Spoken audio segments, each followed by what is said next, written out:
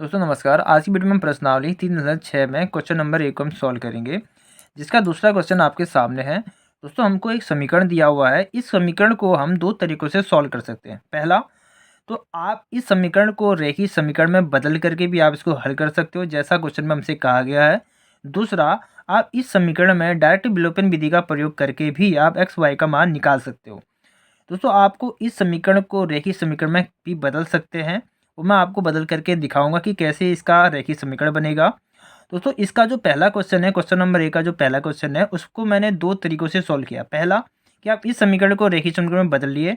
दूसरा, आप इस समीकरण में विलोपन विधि का प्रयोग करके भी आप एक्स वाई का मान निकाल सकते हो। तो दोस्तों मैंने पहला वाला सवाल जो है दो तरीक़ों से सॉल्व करके मैंने बताया है। दोनों ही वीडियो का लिंक आपको डिस्क्रिप्शन में मिल जाएगा। आपको उन वीडियो को देखना और अच्छे से समझना है, ठीक है। तो चलिए इस क्वेश्चन को सॉल्व करते हैं। तो सबसे पहले मैं आपको बताता हूँ कि इसका रेखीय समीकरण क्या बनेगा, जैसा क्वेश्चन में हमसे कहा गया।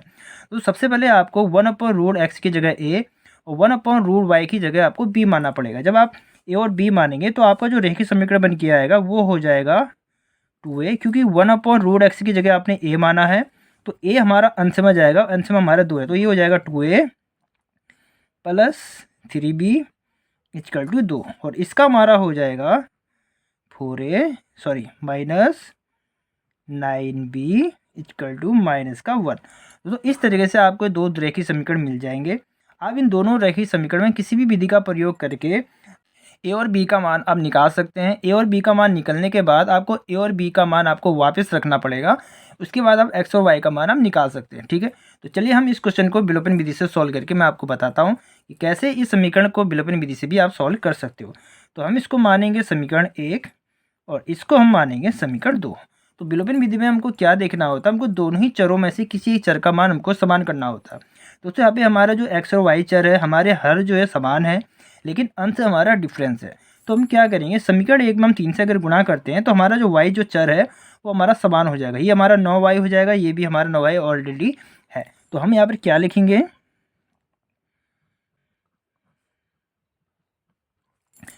तो हम यहाँ पे लिखेंगे समीकरण 1 में 3 से गुणा करने पर व समीकरण 2 को जोड़ने पर।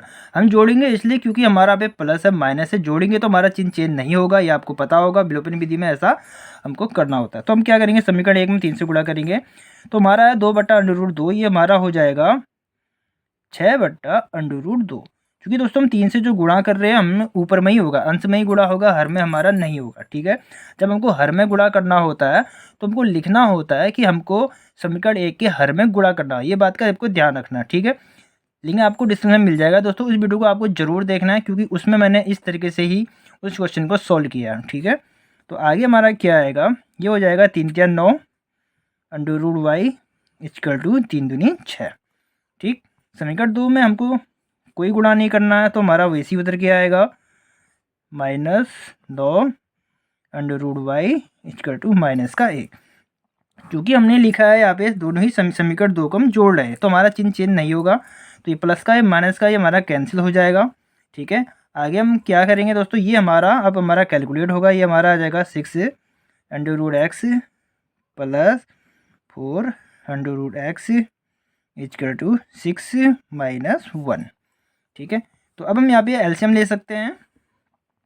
एलसीएम हमारा आएगा √x, क्योंकि दोनों का हर समान है तो यहाँ पे हो जाएगा 6 + 4 इक्वल टू माइनस हो जाएगा 5।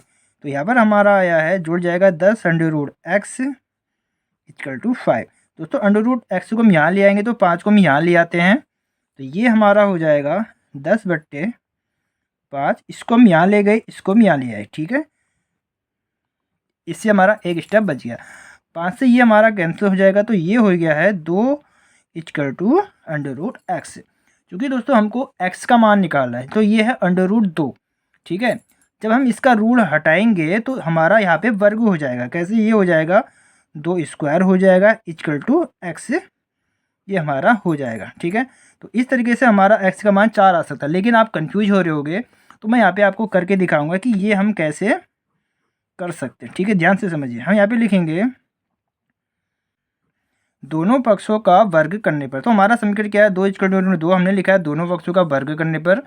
तो हम क्या करेंगे, 2 का वर्ग इक्वल टू √x का भी हम करेंगे वर्ग, ठीक है। अब 2 का हम वर्ग करेंगे, 2 का स्क्वायर हो जाएगा 4, रूट एक्स का गुणा रूट एक्स में होगी तो उससे हमारा रूट हट जाएगा, तो ये आ जाएगा एक्स। तो इस तरीके से हमारा जो एक्स का मान आया है वो दोस्तों 4 निकल के आया है। ये भी दोस्तों मैंने डायरेक्ट ये मैंने करके दिखाई है, आपको एक्सप्लेन करने के लिए मैंने ये सब लिखा है और इस तरीके से मैंने आपको समझाया है। जब आप एग्जाम में करेंगे आप डायरेक्ट आप इस तरीके से लिख सकते हैं, ठीक है। तो हम क्या करेंगे, इस एक्स का मान किसी भी समीकरण में हम रख सकते हैं, ठीक है। समीकरण 1 में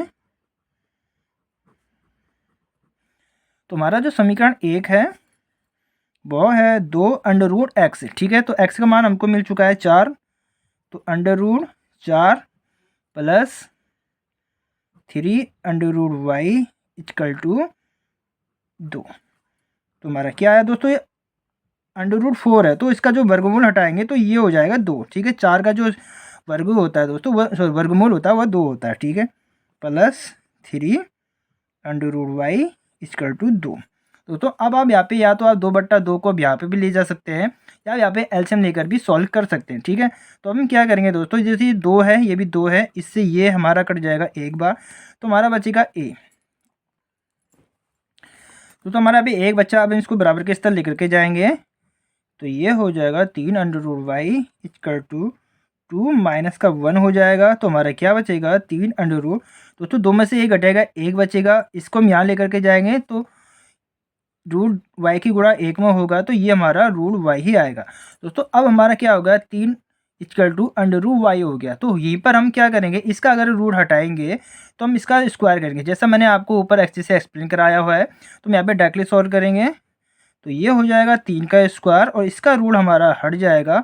तो इस तरीके से हमारा जो वाई का जो हमारा मान है वह दोस्तों 9 निकल के आया है। तो दोस्तों इस तरीके से आप इस समीकरण में डायरेक्ट विलोपन विधि का प्रयोग करके भी एक्स और वाई के मान बड़ी आसानी से आप निकाल सकते हो। तो दोस्तों आज की वीडियो में इतना ही, मिलते हैं नेक्स्ट वीडियो में।